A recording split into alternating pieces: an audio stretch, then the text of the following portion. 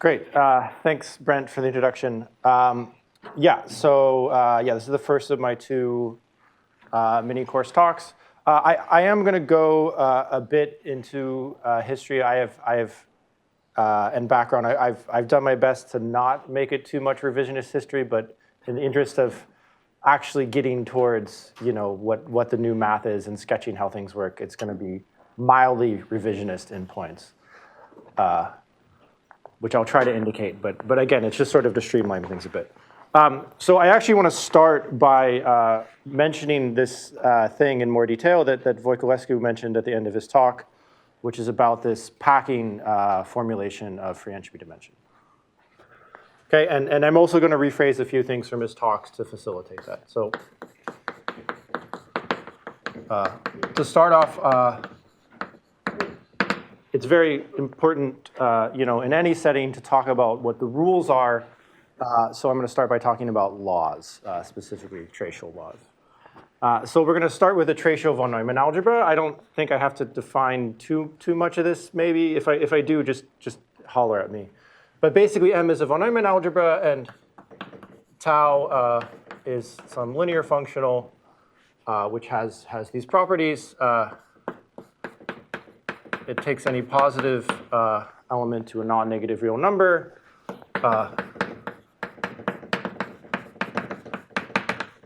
It assigns that element x star x the value 0 if and only if the element itself is 0. It's supposed to be an analog of a probability measure. So if I sort of integrate the function 1, I should get 1. So the trace of the unit should be 1. And then it should be normal. And don't worry so much about what this means if you don't know what it means already. It just means that I didn't construct it by the axiom of choice. I actually wrote it down or something, basically. So it's just some mild continuity hypothesis that I'm not going to get too much into what it really means. Oh, it's a trace. Thanks. Yeah. I promise there's a reason I'm here.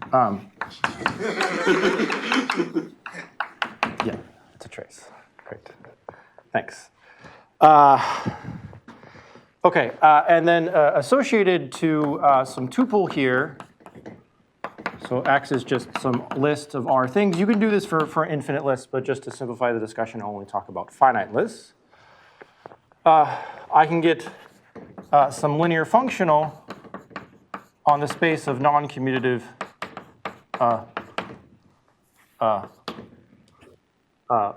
star polynomials in R variables. So this is my notation for non-commutative star polynomials in R variables. So I'm not declaring the generators to be self-adjoint.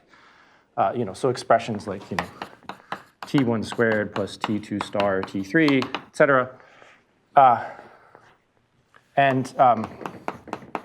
Basically the way this works is I take some non-commutative star polynomial.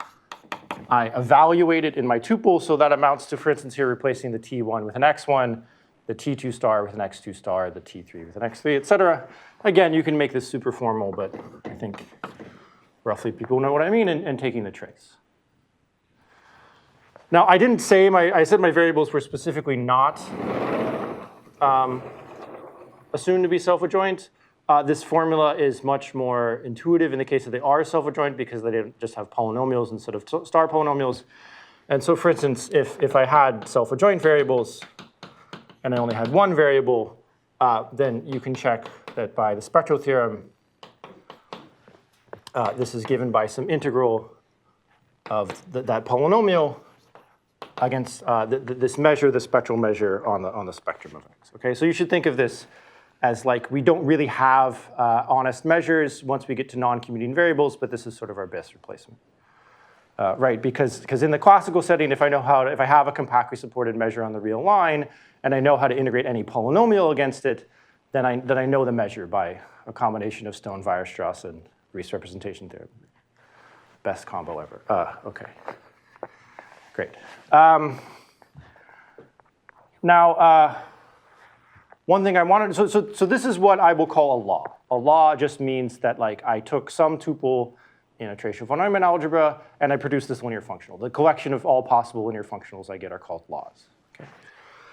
And the nice thing is we have, so laws by definition are spaces of linear functionals, which is an object functional analysts are like super happy about, right? So as soon as I have spaces of linear functionals, I have some weak star topology on the space of laws, really just on the space of all linear functionals on this vector space, where I just say that a sequence of laws converges to another law if and only if for every polynomial p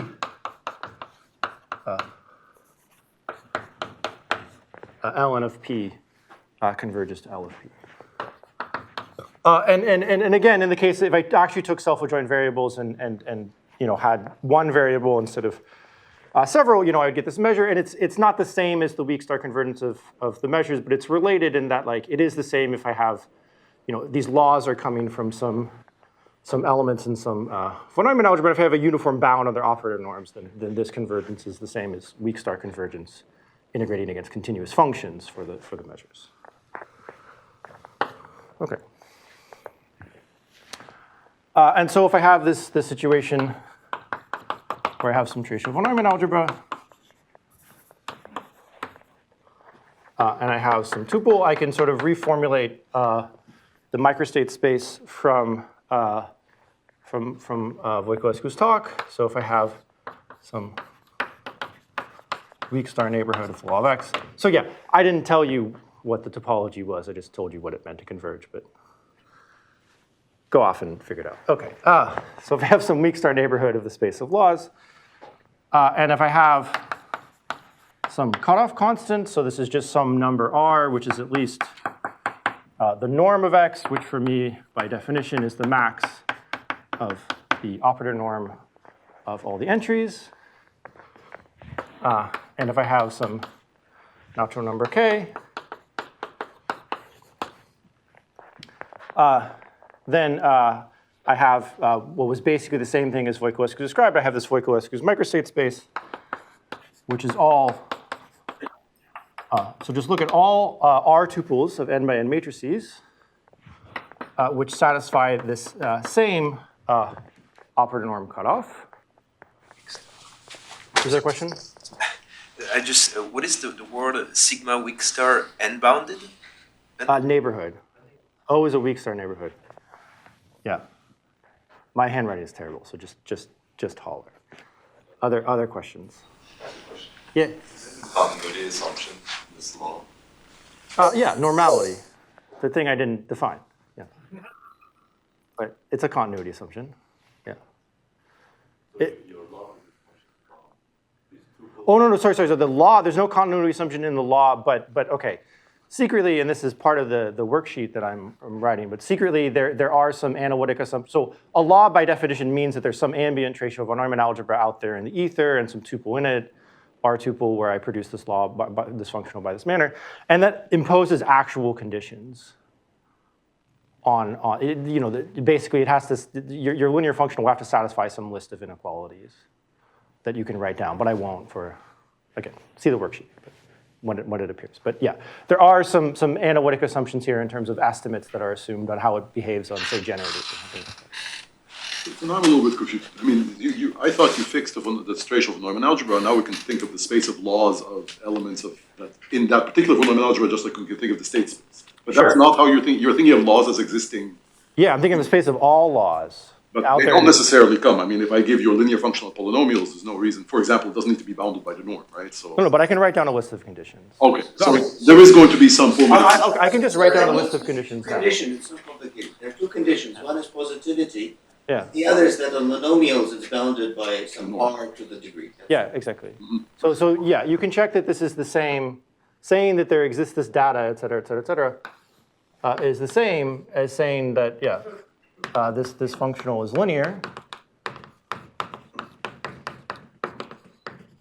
It's tracial. I'm going to remember that this time. It's positive.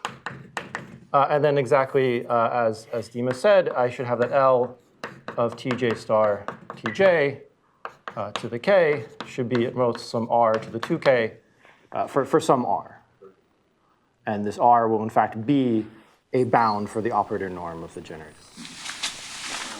That's enough. You want really just to do any monomial. No, it implies it. There's like a, we can talk about it later, but it's implied.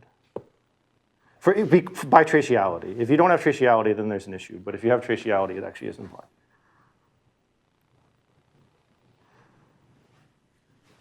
Okay. Great.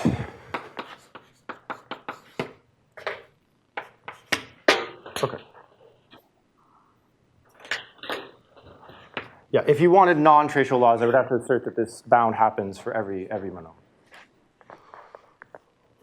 Okay. So that's Voiculescu. Yeah, and actually, in particular, I want to allow the von Neumann algebra to change because I want to take some fixed von Neumann algebra, take some tuple in there, and then approximate it by matrices. Any other questions?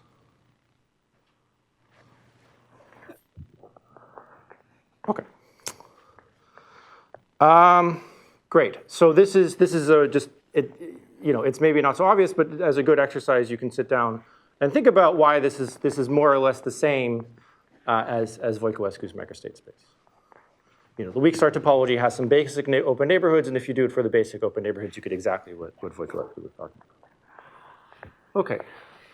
The other thing is, like I said, I want to take a packing number formulation instead of a volume formulation. So I'm going to need some metric space terminology. So again, like I say in my talks, this is like going to the doctor. This is going to like hurt a bit, but it's going to be good for you. So okay.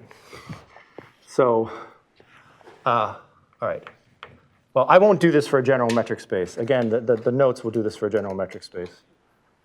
But basically, if I have I want to take k by k matrices to some power exactly as over there.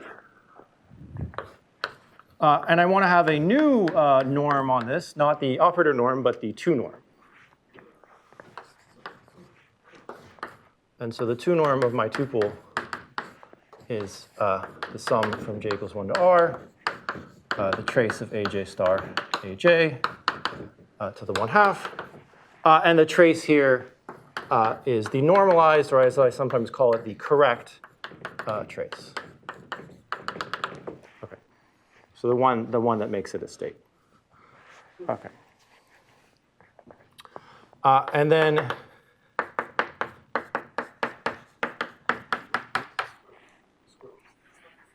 outside the sum.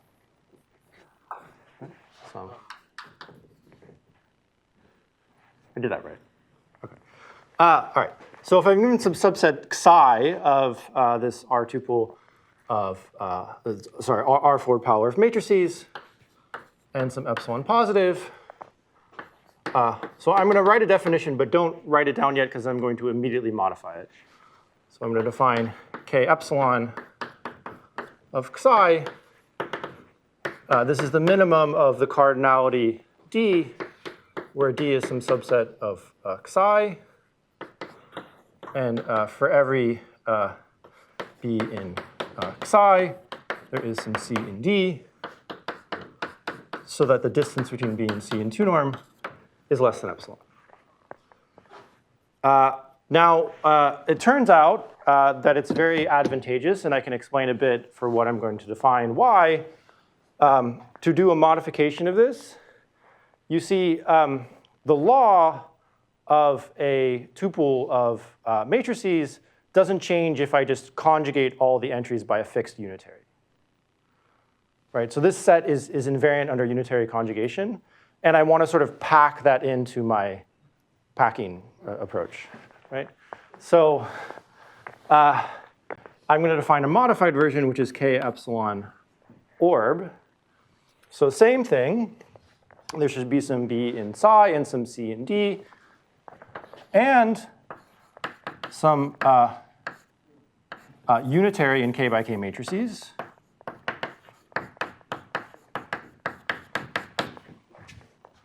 So that B is close to this unitary conjugate of C. Okay? And this actually makes this a substantial difference. Okay.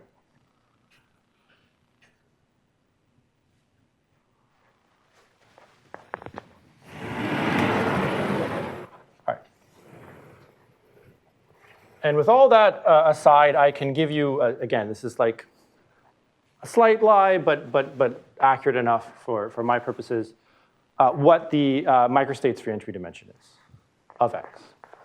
So for the experts in the room, people who know von Neumann algebras, this only works actually if the von Neumann algebra generated by X is diffuse. But okay. The free entry dimension is 1 plus, so I take the epsilon orbital packing number. I take log of that. I divide by k squared absolute value log epsilon. I take the lim sup over k. I then let the neighborhoods O get closer and closer to the law of X. So I infamize over all weak star neighborhoods O of the law of X. And then I send epsilon to 0.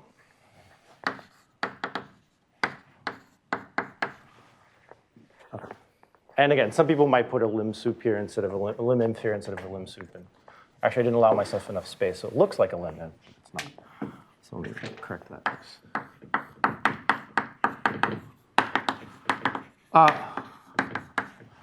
And again, this is slightly revisionist history. This is not Voiculescu's original definition. And really, it's really only true up to sort of some double inequalities and lim sups replaced with lim infs, et cetera. I'm just going to sort of ignore these technicalities. But this is a modification that was proved to basically be the same thing by Ken-Lee Jung in 2003. Yes? Why do we need the big R over there? Huh? Why do we need big R?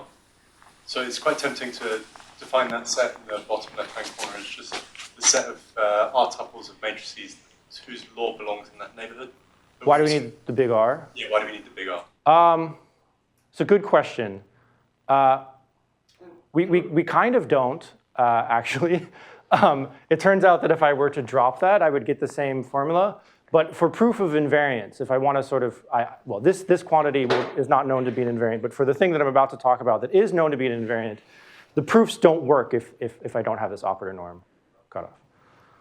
So I've had the fortune of teaching a couple grad functional analysis classes at UVA, and like the number one takeaway from every grad functional analysis class, and my students here can attest, they're being put on the spot, is things don't work if you don't have norm cutoffs. Like if you just don't have uniform norm bounds, everything goes wrong, right? So it turns out that for this formulation, it actually is the same as dropping the R and having no operator norm bound cutoff, and those quantities are the same. But for proof of invariance, it's very useful to have this alternate version. It kind of doesn't work if you don't have. So provided big R is sufficiently big, the limit on the right doesn't depend on which big R we've chosen. If it is the same, independent, so okay, yeah, let's get to talk about invariance here. For this quantity, any two R's that I choose that are at least the norm of X as defined over there give the same quantity. Yeah. But nevertheless, for invariance, I will want to impose some cutoff so that proofs work. Yeah, good question. Other questions? Okay. Now, okay. As Voiculescu mentioned, this is not known to be, if it's an invariant of the tracial von Neumann algebra, that is to say, there's this fundamental question, which is that if X and Y, if I have two generating tuples, and again, there's ways to make sense of this for infinite tuples. I'm just going to be omitting that throughout my talk, but if you're somebody who worries about such things, you can do that. So if I take two tuples, which generate the same von Neumann algebra. So when I write W star of something, I maybe wrote it already, that's the von Neumann algebra generated by this tuple, which is the smallest von Neumann algebra containing all the entries, is it implied that these quantities are the same? Okay? Because, yeah, if they were, then as Voiculescu mentioned, this would solve the figure factor problem, et cetera. Okay. And we don't know, but I can tell you again, without going into too many technicalities, where the key problem is. Okay? Basically, the key problem here is that as epsilon decreases, you see this number goes up, right? If epsilon becomes smaller, I have to, it's harder to pack things. But this number also goes up once epsilon is like less than 1, right? And so this quantity is not monotone in epsilon. Okay? So there's a sort of naive thing that you can do, which is, this is implicit in Kenley-Jung's work, and then sort of explicitly written in my paper, which is define what we deemed the one-bounded entropy, because it's related to Kenley-Jung's strongly one-bounded. It's not bounded by 1. Okay. Which is to just write the same thing, but now just delete this problem term that is ruining monotonicity. So just delete this log epsilon term. Yes? Just the absolute value of d, is that like cardinality? The value of d? Cardinality. Okay. Yeah. If there is no finite such set, this number is infinite by convention. So 1 over k squared log k epsilon orb of gamma k r o. You've now removed the 1 plus, this is irrelevant. Yeah, I'm just interested if this is an invariant or not. And then also for various reasons, for things that I'll mention, it's nice to not have the 1 plus. We're just going to drop the 1 plus. We all can make that translation. Other questions? Great. Yeah, so I should maybe say a few things about this before I try to get to sort of other developments and stuff. Right, so I can say a bit about why the original formulation is somewhat natural. You see, like this quantity, right, if I look at log k epsilon orb of this divided by k squared, if I didn't have the orb, I'd be saying sort of that I could cover my microstate space by sort of epsilon to the minus k squared times some d number of things. And so you'd expect this to happen in a metric space of dimension like k squared d. Like if I have an n-dimensional n-dimensional metric space and epsilon is very small, it should take like epsilon to the minus n roughly number of elements to cover it, right? And so that's what this is trying to capture. Okay. The orbital thing is knocked off for various reasons, but one is just the observation that I mentioned before is that this space is unitarily invariant, so I might as well do it. Okay. So this quantity is reasonably natural, not always easy to compute, but computable in some nice cases. And so what should be surprising to you is that this quantity, which is a little unnatural, because I dropped this term just to force something to be an invariant, has any good properties whatsoever. But it has lots of nice good properties.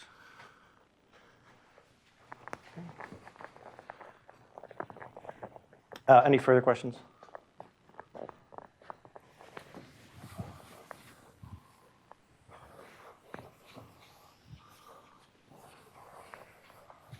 So the first thing, and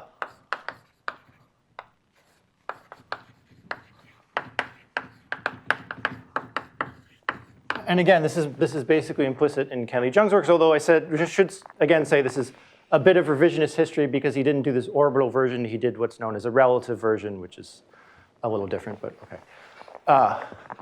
But basically, implicit in his work is that if x is some R tuple and y is some S tuple, which generate the same thing, then these two quantities are equal. Right, so it's an invariant. Okay.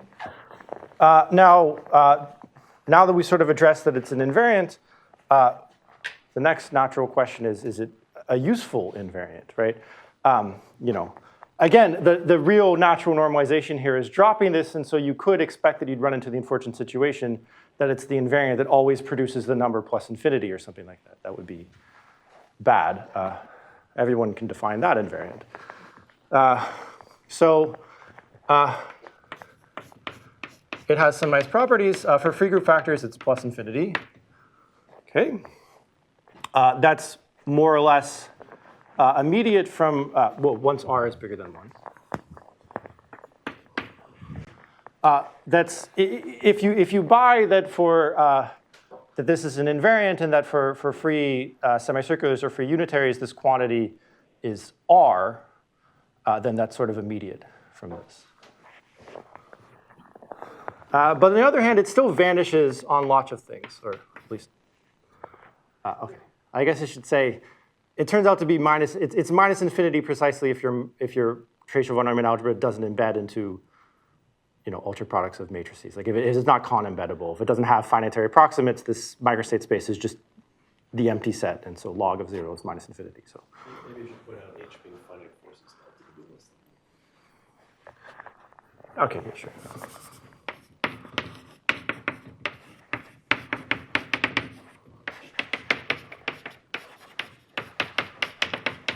Yeah.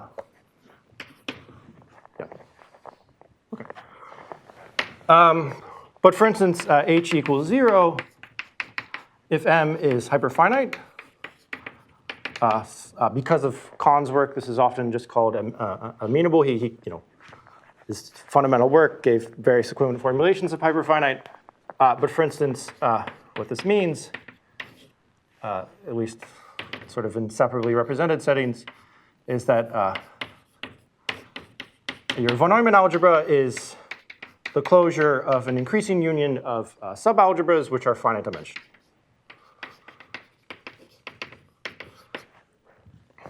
Okay.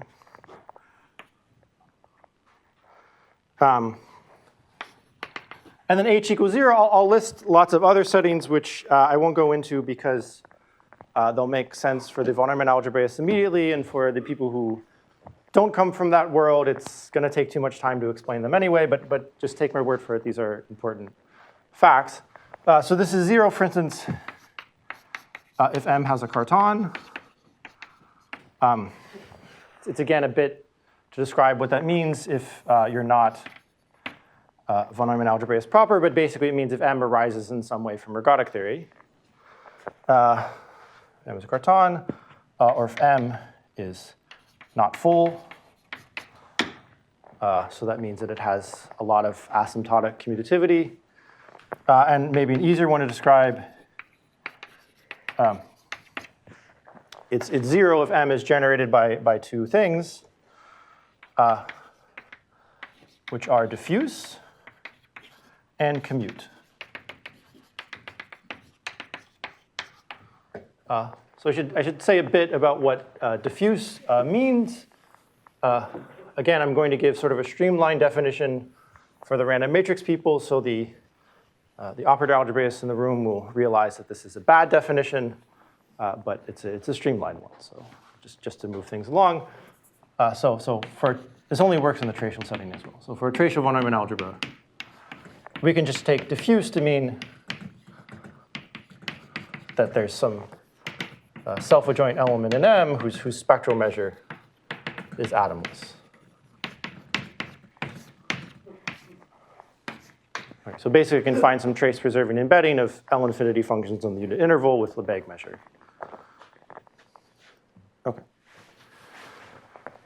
So this is known as primeness, because what it says is that I can't split it apart as a non-trivial tensor product. If I have a tensor product, the two algebras commute, and basically this will force it so that neither of them can be very big. Is there an example where it's finite but not 0? That's a very good question.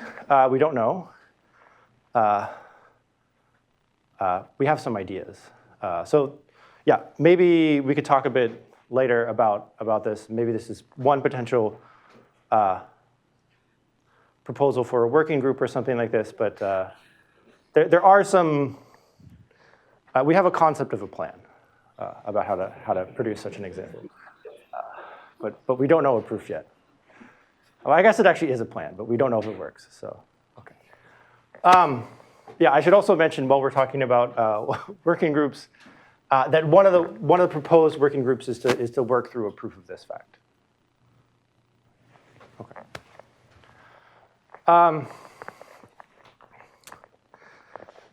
Great. I should mention all of these results were proved previously for free group factors that they don't have this carton, and there are other proofs for not fullness, but for instance, they don't have a carton and they're not prime by Voiculescu's work. So this sort of reproves. So if you take the fact that this is an invariant and these things for granted, which once you know the definitions are not so bad to do, except for this one takes some work. This reproves some results of Voiculescu from the original definition of microstates for entropy dimension and results of Ge. Okay. Well, sorry, I meant these are results of Ge. Sorry. Yeah. Yeah. So these are, again, he didn't write down an explicit definition of this H, but I can point you to the exact lemma in this paper where if you read what's going on, it basically proves this invariant. So yeah, we can just safely attribute this to Zhang. I should also mention, it sort of immediately gives us a weaker version of this Peterson-Thom property, which we're going to talk about in more detail, which is, so it also proves, for example, oh, sorry, there's one other property. Do I want to talk about it now? What the heck, I'll talk about it now. Yeah, let me mention one other property. So the operator algebraists in the room can attest to the fact that I can assault you with a list of properties that this thing satisfies, and that this is how 95% of my talks start. So I'm not going to do that, but I will give you just one. Okay? So there's one property that's very nice. It's now called the join lemma, although I think every paper that talks about, well, I guess in Kenley's paper this is a lemma. Yeah. In my paper it's a theorem, whatever. So there's this join lemma, which is that if I have some diffuse subalgebras of my Matrices von Neumann algebra, and if they intersect diffusely, I guess I just need to assume they intersect diffusely. That implies they're diffuse. Then the entropy of what's known as their join, just the von Neumann algebra they jointly generate, is at most the sum of the entropies. So we usually just call this M1 join M2. Okay. And it's simply just not true if I don't assume that the intersection is diffuse. And for instance, this proves, a weaker version of Peterson-Thom. I'll talk about Peterson-Thom in detail, which is that, so for instance, what you get right away is that L of FR is not equal to the join of two amenable or hyperfinite subalgebras with diffuse intersection.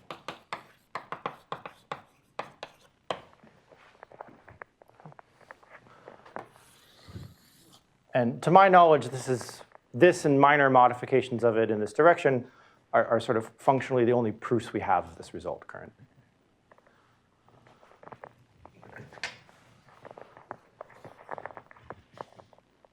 Okay.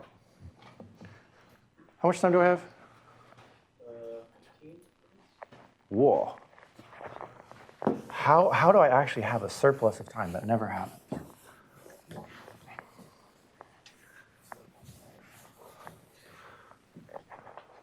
Because I have 15 minutes, I'm going to assault you with a list of, no, I'm not. I'm kidding.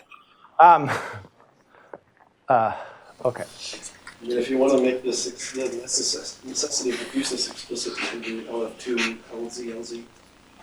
Right. Okay. So yeah, that's one thing. Yeah. Thanks, Brent. There's one thing that should be mentioned. Right. So for instance, you should just note, right? LF2 is generated by two copies of L of Z. I didn't say what these L's are at all. Maybe I should do that for the non-operator algebraists in the room. But basically, the idea here is that if G is a group, I have this thing I'll call script LG, which is all the vectors in L2, so that when I convolve with any other L2 vector, I get another L2 vector. Okay. And just by general functional analysis nonsense, called the closed graph theorem, if I have a vector in here, I get a bounded operator on L2 of G by convolving.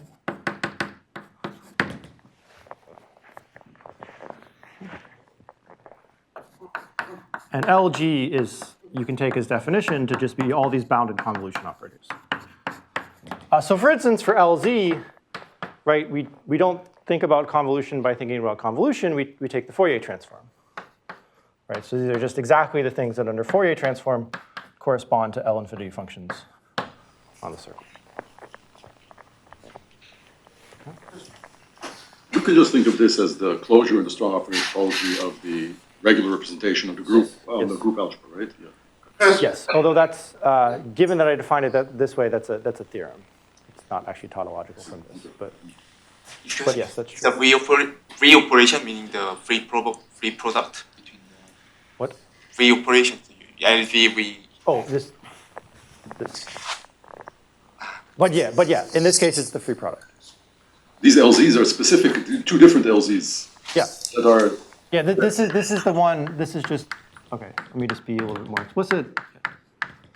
Right, if I think of F2 as generated by two letters with no relations amongst each other than the ones that are implied by existence, this is the copy generated by the first one, and this is the copy generated by the second one. And okay, to finish Brent's point, each of these are hyperfinite. Okay, that's not immediate, but if you know the alternate characterization in terms of amenability, it's a reasonable exercise. Or if you use that they're L infinity functions in the circle, then you do know how to write down partitions and things like this, right? So these are hyperfinite, and so they have entropy 0. And if I had a join lemma which didn't have this diffuse assumption, it would say that the entropy for L of F2 would be 0, which is, would make us very sad. It would, our life would not work. So we don't want that. Could you comment on the significance of this diffuse property? What? The property of being diffuse. Is this, why is this a natural thing? Right, good question. So part of the difficulty as to why this is natural is, again, I gave you a bad definition. There's the better, more normal definition, which is that if I have a non-zero projection, and when I say projection, I say it in the operator algebra sense that I mean a self-adjoint projection, or an orthogonal projection. So if I have a non-zero projection in my von Neumann algebra, I can write it as a sum of two non-zero projections. So if I did this for an abelian von Neumann algebra, my abelian von Neumann algebra is L infinity of some measure space, and diffuse just means that the underlying measure has no atoms. So that's why it's natural. It's the non-commutative analog of an atomless probability space. So can you say why it's always in your assumptions with these limits? Why is it Yeah, sure. or something? That's, okay. I'll try to make that heuristic. That does get a bit into the nitty-gritties here. But basically, it's secretly hidden in this 1 plus. You see, when I take this orbital approach, if it's diffuse, then that amounts to sort of cutting out dimension k squared of the microstate space. If it's not diffuse, I don't cut out. There's lots more things that commute or asymptotically commute with my approximants. In terms of the join lemma, this is what's hidden in actually Kenley's original approach to the one-bounded entropy, which is this relative entropy. So basically what he does is he fixes a self-adjoint element with diffuse spectrum so that this measure is atomless. And he sort of instead considers a modification of the microstate space where you sort of rig what the microstates do for that, what the approximants look like for that fixed element. And that also has the effect of dropping off k squared. And if I want those two things to be the same, well, in particular, I need something with diffuse spectrum, so I need it to be diffuse. And also, once you go through the relative version, this join lemma is kind of immediate. But then you need to express things in terms of the join lemma, so you need diffuseness. yeah, anyway, everything's a direct sum of diffuse and atomic things, and the atomic things, the entropy is 0, so like, that's another reason to just kind of not think about it.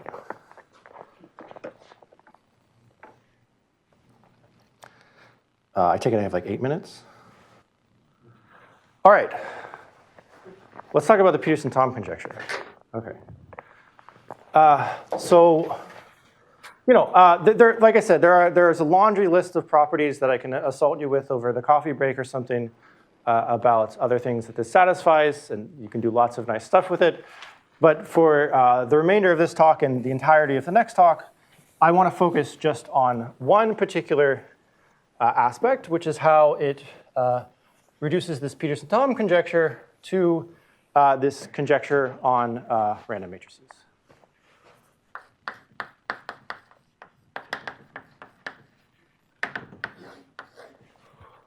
Okay. So maybe let me just get straight to it and say what the Peterson-Thom conjecture is, and then probably I'll just spend the rest of the time explaining the history. And then maybe next talk it will be stating the random matrix. Anyway, we'll see what happens. Okay. So right away, this was conjectured by Jesse Peterson, who's in the room, and Andreas Thom, who is not.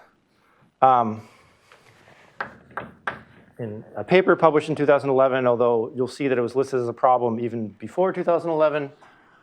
Right, and so what it says is that if I have a von Neumann subalgebra of a free group factor, which is amenable, which is maximal amenable. So maximal amenable means, again, every time I say amenable, either you know what I mean or you just hear hyperfinite. So it means that it's hyperfinite and that it's maximal under inclusion amongst all hyperfinite subalgebras. Or sorry, no, I don't want that. Well, you can say it this way. Let's say it's diffuse and amenable. Yeah, my bad. Then there should exist a unique maximal amenable subalgebra of this free group factor, which contains Q. Okay. So the existence part here is not so bad if you know operator algebras. It's a Zorn's lemma argument. The real issue here is the uniqueness. Okay. And a nicer way to say it, there's several nicer ways to say it, but a nicer way for our purposes is sort of analogous to this entropy thing, which is that if Q1 and Q2 inside of LFR are diffuse and amenable, and they have diffuse intersection, and then the algebra they generate is amenable. Okay. And subtly what I'm using there is sort of this characterization that in the finite case guarantees that something that has a diffuse subalgebra is itself diffuse. This is not true if you don't have a trace.